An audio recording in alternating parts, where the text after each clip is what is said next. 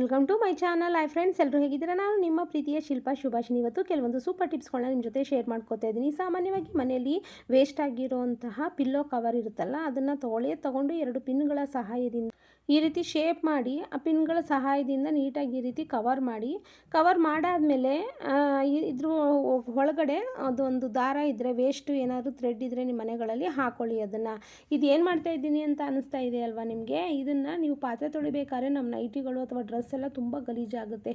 ಅಂಥ ಟೈಮಲ್ಲಿ ಇದನ್ನು ಕತ್ತಿಗೆ ಹಾಕ್ಕೊಂಡು ನೀಟಾಗಿ ನಾವು ಕವರ್ ಮಾಡ್ಕೊಳ್ಳೋದ್ರಿಂದ ಯಾವುದೇ ರೀತಿ ನಮ್ಮ ಡ್ರೆಸ್ಸಸ್ಸು ಕೊಳೆ ಆಗಲ್ಲ. ತುಂಬ ಸಿಂಪಲ್ಲಾಗಿ ದುಡ್ಡು ಕೊಟ್ಟು ಅಂಗಡಿಲಿ ತರೋದಕ್ಕಿಂತ ಮನೆಯಲ್ಲೇ ಇರುವಂತಹ ವೇಸ್ಟ್ ಆಗಿರುವಂತಹ ಬಟ್ಟೆಯಿಂದ ನಾವು ಈ ರೀತಿ ಮಾಡ್ಕೋಬೋದು. ನೋಡಿ, ಈ ರೀತಿ ನಾವು ವೇರ್ ಮಾಡಿ ನೀಟಾಗಿ ಅದನ್ನು ಕತ್ತಿಗೆ ಹಾಕ್ಕೊಂಡು ಒಂದು ದಾರ ಇದ್ದರೆ ನೀಟಾಗಿ ಅದನ್ನು ಮಧ್ಯ ಸೆಂಟ್ರಿಗೆ ನೀಟಾಗಿ ಅದನ್ನು ಕಟ್ಕೊಂಡು ಪಾತ್ರೆಗಳನ್ನ ತೊಳಿರಿ.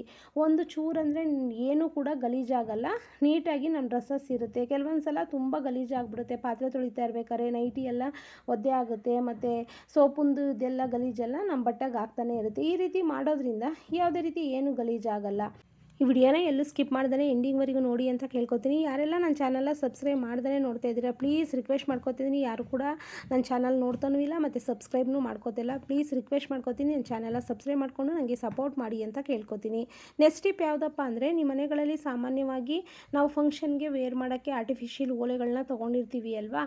ಕೆಲವೊಂದು ಸಲ ಅದ್ರ ತಿರುಪು ತುಂಬ ಲೂಸ್ ಆಗಿಬಿಟ್ಟಿರುತ್ತೆ, ಹಾಕಿದ್ರೂ ಕೂಡ ಕೆಲವೊಂದು ಸಲ ತಿರುಪು ಹಾಗೆ ಜಾರೋಗ್ಬಿಟ್ಟಿರುತ್ತೆ. ಅಂಥ ಟೈಮಲ್ಲಿ ನೀವು ಹಣೆಗೆ ಹಾಕ್ತಿರಲ್ಲ, ಆ ಸ್ಟಿಕ್ಕರ್ನ ತೊಗೊಂಡು ಲಾಸ್ಟಲ್ಲಿ ತಿರುಪೆಲ್ಲ ಹಾಕಾದ್ಮೇಲೆ ಈ ರೀತಿ ಕವರ್ ಮಾಡೋದ್ರಿಂದ ಯಾವುದೇ ರೀತಿ ಅದು ಲೂಸ್ ಆಗಲ್ಲ, ತುಂಬ ಫಿಟ್ಟಾಗಿ ನೀಟಾಗಿ ಕೂತ್ಕೋತದೆ.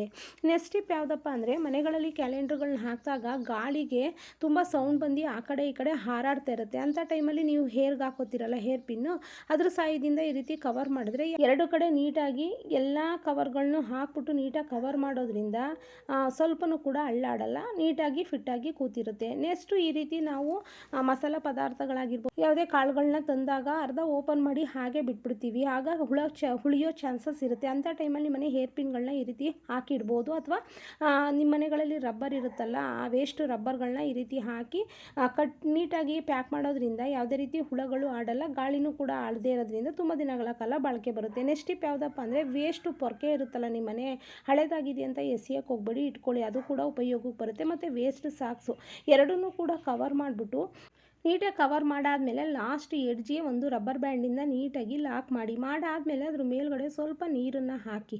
ಈ ರೀತಿ ನೀರೆಲ್ಲ ಹಾಕಾದ್ಮೇಲೆ ನಿಮ್ಮನೆ ಟಿ ವಿ ಸ್ಟ್ಯಾಂಡ್ ಕೆಳಗಡೆ ಅಲ್ಲಿಯೂ ನೀಟಾಗಿ ಕ್ಲೀನ್ ಮಾಡೋಕ್ಕಾಗಲ್ಲ.